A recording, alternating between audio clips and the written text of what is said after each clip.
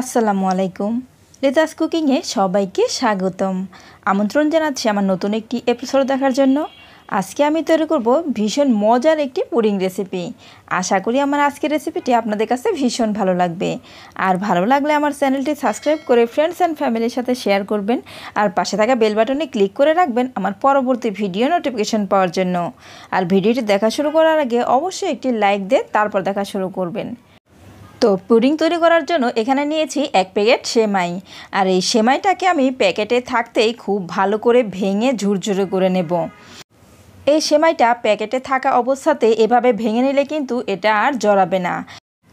Packet থেকে বের করে ভাঙতে গেলে এই সেমাইটা কিন্তু একবারে চতুর্পাশে পড়ে ছড়িয়ে যাবে।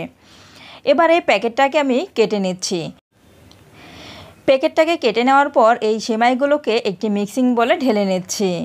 আর এবার এই সেমাইয়ের মধ্যে যদি একটু আস্তে আস্তে অংশ থাকে সেগুলোকে আবার হাত দিয়ে ভেঙে নিতে হবে।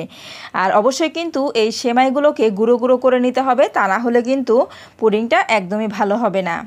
আর আমি আজকে পুডিংটা তৈরি করব পুরো 1 প্যাকেট সেমাই দিয়ে, কারণ এই পুডিংটা আমার বাসার সবাই ভীষণ পছন্দ করে।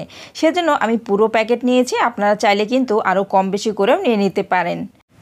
আমি একটু বেশি করেই তৈরি করব, সেজন্য আমি পুরো প্যাকেটটাই নিয়ে নিয়েছি। সেমাইগুলোকে আমি আবারও একটু ভেঙে গুঁড়ো গুঁড়ো করে নিয়েছি। আর এই সেমাইগুলো ঠিক এরকম হবে। সেমাইগুলোকে এর চেয়ে বেশি করে আর গুঁড়ো করার কোনো প্রয়োজন নেই।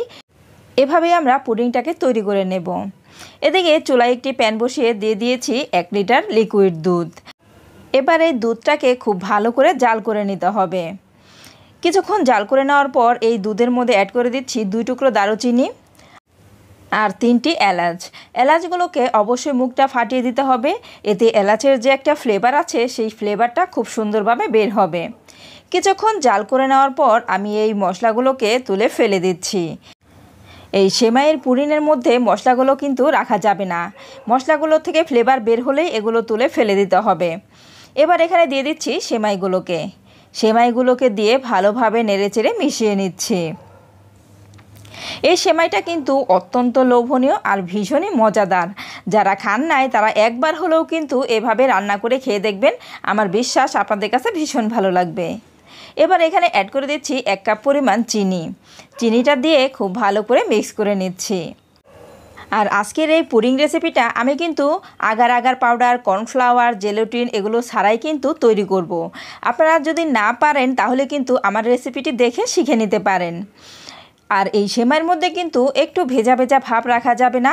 এই সেমাইয়ের মধ্যে যে দুধ দিয়েছি সেই দুধটা কিন্তু খুব ভালো করে শুকিয়ে নিতে হবে। আর এই সেমাইয়ের মধ্যে কিন্তু 1/2 কাপ নারকেল দিয়েছি। আমার এই নারকেল দেওয়াটা স্কিপ হয়ে গিয়েছে, আপনারা কিন্তু অবশ্যই নারকেলটা দেওয়ার চেষ্টা করবেন। সেমাইটা কিন্তু একদম পুরোপুরি রেডি হয়ে গিয়েছে। এবার এই সেমাইটাকে সেট করে নিচ্ছি। এর জন্য আমি এরকম একটি পুডিংয়ের বাটি নিয়েছি। আর এই বাটিটার মধ্যে আমি কিন্তু তেল বা ঘি কোনো কিছু ইউজ করিনি, এমনিতেই এটা খুব সুন্দরভাবে উঠে আসবে। আমি এই সেমাইটাকে ঢেলে দেওয়ার পর একটি প্যাচোলা দিয়ে এভাবে একটু সমান করে দিচ্ছি। এতে কিন্তু পুডিংটা দেখতে খুব সুন্দর হবে। অবশ্যই কিন্তু এভাবে একটু সমান করে দিতে হবে। এবার এই পুডিংটাকে নর্মাল তাপমাত্রায় রেখে ঠান্ডা করে ফ্রিজে রেখে দেবো 3-4 ঘন্টার জন্য। তো 3 ঘন্টা পর আমি ফ্রিজ থেকে বের করে নিয়েছি। আর এই পুডিংটা কিন্তু একদম পারফেক্টভাবে সেট হয়ে গিয়েছে। এবার একটি নাইফ দিয়ে সাইড দিয়ে একটু ছাড়িয়ে নিচ্ছি, এতে করে পুডিংটা ঢেলে নিতে খুব সহজ হবে। আমি কিন্তু এই পুডিংটাকে একটু বড় করেই বানিয়েছি, আপনারা চাইলে কিন্তু আরও ছোট করেও এই পুডিংটা তৈরি করে নিতে পারেন, সেটাও কিন্তু অনেক সুন্দর হবে। এবার একটি প্লেট নিয়ে এই পুডিংয়ের বাটিটার উপরে দিয়ে দিচ্ছি। এবার এটাকে একটু উপর করে নিচ্ছি। আর এটা উপর করে নিলেই কিন্তু খুব সুন্দরভাবে পুডিংটা ছেড়ে আসবে। এবার আমি উপর থেকে পুডিংয়ের বাটিটাকে তুলে নিচ্ছি। তো ফ্রেন্ডস, দেখতে পাচ্ছেন এটা কতটা সুন্দরভাবে উঠে আসছে। এবার আমি একটু কেটে দেখিয়ে দিচ্ছি এই পুডিংয়ের ভিতরটা ঠিক কেমন হয়েছে। এই পুডিংটা এটা দেখতেও যেমন সুন্দর, এটা খেতেও কিন্তু ভীষণই মজার। তো আমি একটু পুডিংটাকে উঠিয়ে কাছ থেকে দেখিয়ে দিচ্ছি। একটু ভালো করে লক্ষ্য করে দেখুন পুডিংটা ঠিক কতটা সুন্দর হয়েছে। আপনারা চাইলে কিন্তু খুব সহজেই আমার রেসিপি ফলো করে এরকম পুডিং তৈরি করে নিতে পারেন। এই গরমে ঠান্ডা ঠান্ডা সেমাইয়ের পুডিং এটা তৈরি করে খেয়ে দেখবেন এটা কতটা মজার। পুডিংটাকে কেটে সার্ভ করে নিয়েছি। তো ফ্রেন্ডস, আমার আজকের রেসিপিটি আপনাদের কাছে কেমন লেগেছে অবশ্যই আমাকে কমেন্ট করে জানাবেন। আর যারা একেবারে নতুন রাঁধুনি, আশা করি আমার আজকের রেসিপিটি তাদের কাজে আসবে।